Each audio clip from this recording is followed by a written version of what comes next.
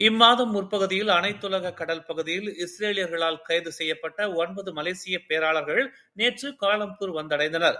Freedom flotilla collision மற்றும் 1000 மெட்லின்ஸ் to காசா ஆகிய மனிதநேய கப்பல்களில் இருந்தவர்களில் ஒரு பகுதியினரான மலேசியர்கள் நேற்று பிற்பகல் 3:55 மணி அளவில் கோலாலம்பூர் அனைத்துலக விமான நிலையம் வந்தடைந்தனர்.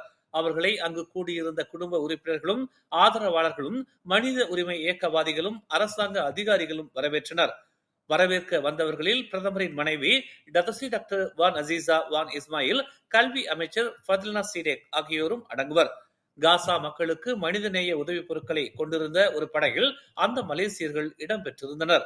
காசாவிலிருந்து 120 கடல் மைல் தொலைவில் அந்த படகு இஸ்ரேலிய ராணுவத்தினரால் இடைமறிக்கப்பட்டது.